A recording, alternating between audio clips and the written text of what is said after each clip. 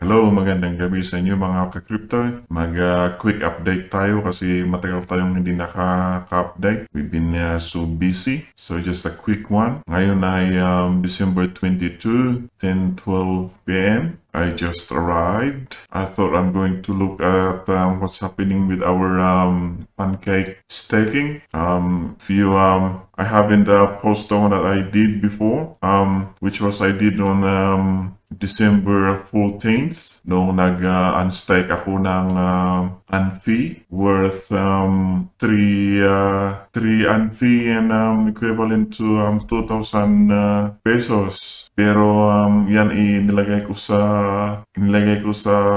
ano ba yun sa lottery nila pero natalo ulit. Yan, hindi pala tayo swertihin sa lottery nila. So ngayon, ang nangyari, matagal na palang nawala itong Anfi. Finish na pala ito. Matagal na yung kung kailan ito natapos. So, ang ginawa ko, i-unstake ko kanina yung cake natin. Kaya meron tayong cake na 7,497 cake. Tapos meron tayong na-farm na 9.58 na Anfi. So kung ilagay natin sa chart natin o sa Excel natin noong 14th of December, 14th, di ba ngayon? 22nd of December 2020. Ang nakuha natin ay Anfi, yun. Tapos mga ilan na Anfi ang nakuha natin is 9.589. 9.589. So magkano ngayon ang Anfi? Tingnan nga natin. Fee ay $9.35. So, kung yan ay $9.35 ngayon, kumpara nung ano ba yun, kailan to? A week ago. Sobrang mababa yung Anfi. So, 9.35. 9.35. So, that's $89. Magkano yun sa pesos? So, magkano ang pesos ngayon? Tingnan natin to. Pesos. I don't think we'll do that. We'll do HP to USD. The other way around. How much is that? Anong palit ngayon? 48.11. So it's 48.11. Palitan natin yan. 48.11 equals that times 1. So meron tayong 4,000 na nakuha. So, what do you think? Isugal natin ulit. Ilagay natin dito sa saan ba yun? Sa lottery nila. Hindi tayo nanalo dyan eh. Nakailang beses na tayo dito. Hindi tayo panalo. So, what I'll do, ang gawin na lang natin ay i-convert natin ito sa cake. Exchange natin yung Anfi max natin sa cake natin.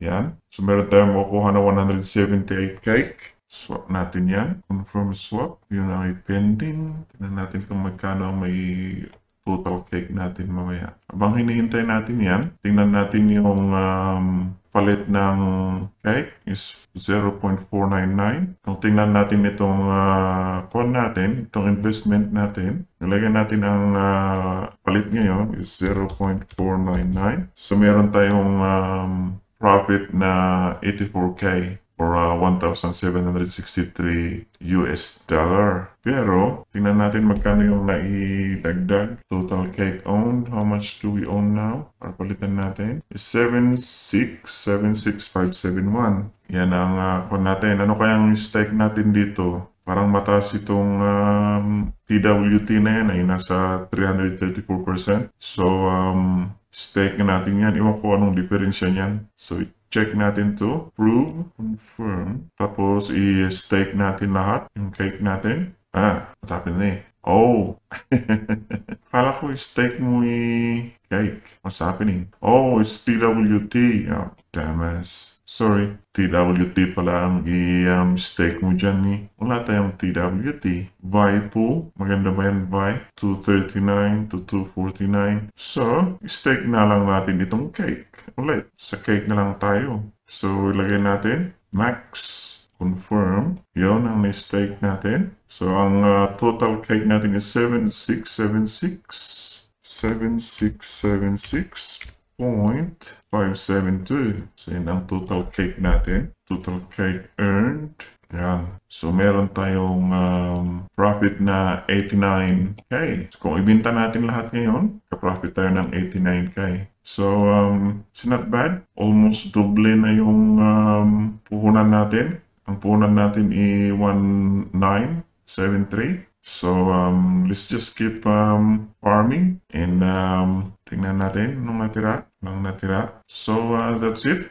Yan ang update natin. Hopefully, nag-gain din kayo doon sa cake pool ninyo, sa farming ninyo. Gaya, sabi ko nga, huwag nyong tingnan kung gaano kalaki ang initial investment ko kasi hindi tayo pare-parehas. Kahit na maliit, kung gagawin nyo yung ginagawa ko din na ito, is if you are compounding it, syempre pag na-harvest nyo tapos ilagay nyo sa cake ulit, syempre mas marami yung stake nyo, mas marami ang kinikita nyo. So, ganun ang mangyayari. So, hopefully itong pancake na ito will just keep on going. Kahit man mawala itong syrup pool nila, itong farming nila na ito, I think cake will still keep going kasi ito naman ang mas parang equivalent yata ng Uniswap sa Ethereum. Ito naman sa Binance Smart Chain. So yeah, and that's it.